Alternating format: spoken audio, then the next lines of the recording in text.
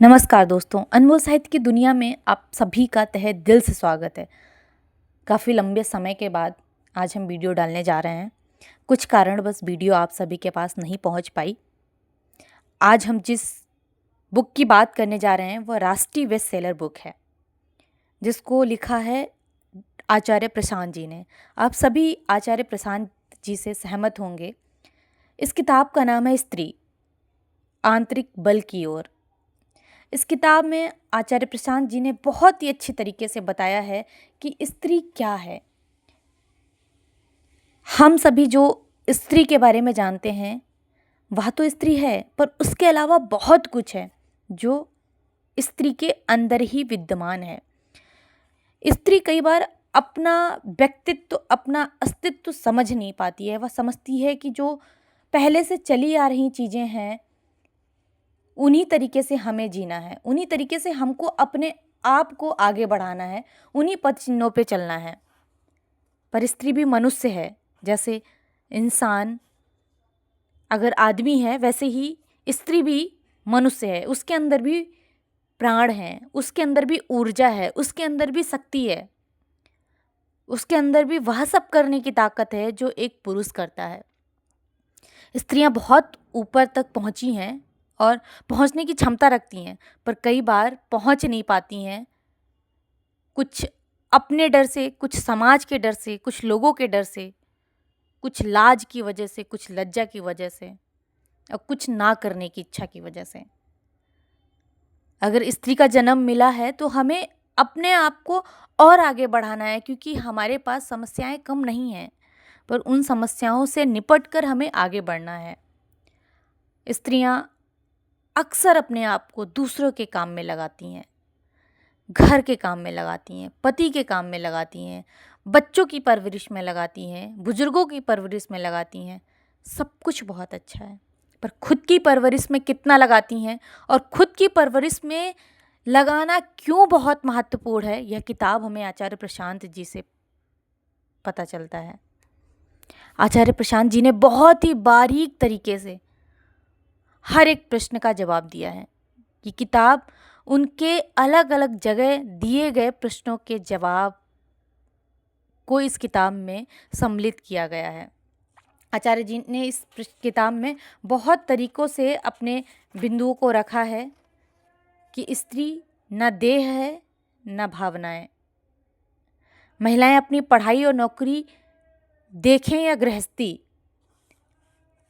क्या गलत मूल्य हैं, क्या सही मूल्य हैं। महिलाओं के विरुद्ध भेदभाव, हिंसा और अपराध क्यों हो रहे हैं। इसमें महिलाओं की गलती है या फिर पुरुषों की या समाज की, और महिलाएं इसमें कहाँ तक सहमत हैं। समाज में महिलाओं की कमज़ोर स्थिति क्यों है।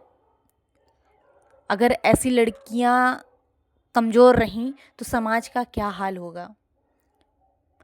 और अक्सर प्रश्न उठता है स्त्रियों के द्वारा ही कि अगले जन्म मोहे बिटिया न कीजो। ये क्यों, हम बिटिया ही ऐसा क्यों नहीं कुछ कर पा रहे हैं, कुछ ऐसा क्यों नहीं सोच पा रहे हैं कि आने वाले समय में स्त्रियां, बच्चियां, महिलाएं, बालिकाएं बोलें कि अगले जन्म मुझे बिटिया ही कीजो। और सबसे बड़ा, स्त्री स्त्री की दुश्मन है, ऐसा हमने अक्सर सुना है। इस प्रश्न का जवाब भी आचार्य प्रशांत जी ने बहुत बारीक तरीके से दिया है। हम अक्सर सुनते हैं कि स्त्री स्त्री की दुश्मन है, पर वही स्त्री स्त्री के साथ खड़ी होती है।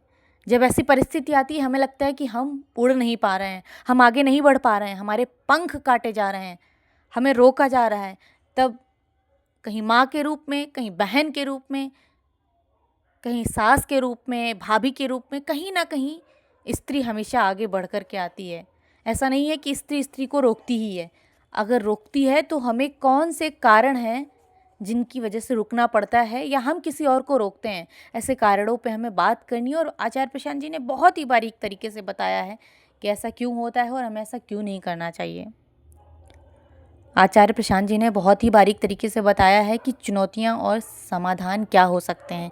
क्या चुनौतियाँ हैं, लड़की हो, नौकरी क्यों करोगी, घर में बैठी रहो, अविवाहित रहोगी, स्वतंत्रता चाहिए, डर के नहीं रहती हो, बहुत ज़्यादा बोलती हो, जवान लड़ाती हो। शादी करना परम धर्म है, शादी ही जीवन का उद्देश्य है, बच्चे करना ही जीवन का उद्देश्य है।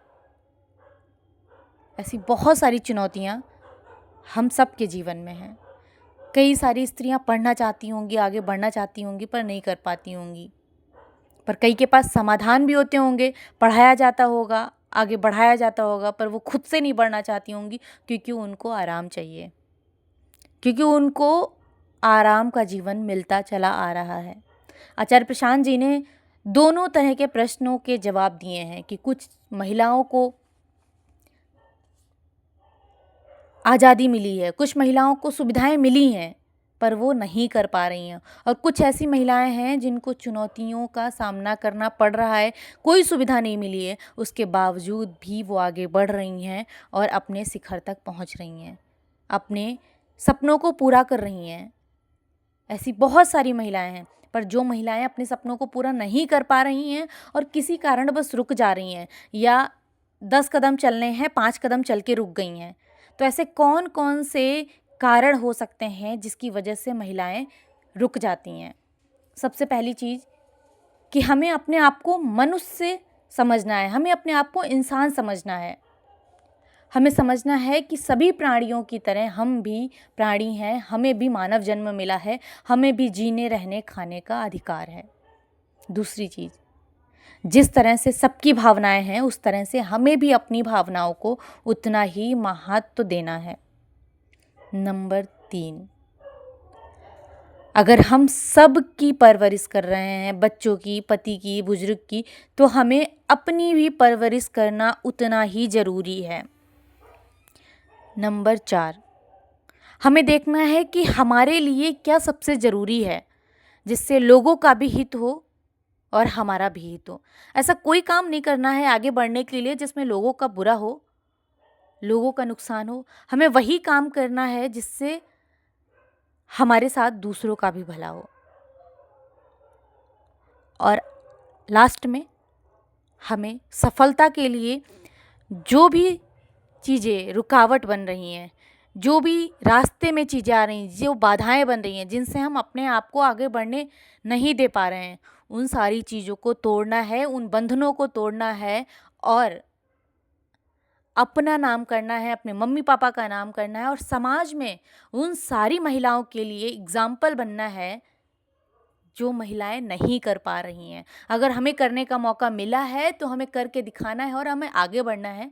आचार्य प्रशांत जी की यह किताब बहुत ही शानदार है, हर स्त्री को पढ़नी चाहिए, अवश्य पढ़नी चाहिए, क्योंकि इसको पढ़ने के बाद हम 10 तरीके से अपने आप को सोच पाते हैं, 10 तरीके से अपने आप को देख पाते हैं, 10 तरीके से हमें समझ में आता है कि अब हमें किस बात पे क्या जवाब देना है, कहाँ पे चुप रहना है, कहाँ पे खामोशी से काम करना है। तो इस किताब को अवश्य पढ़ें। धन्यवाद।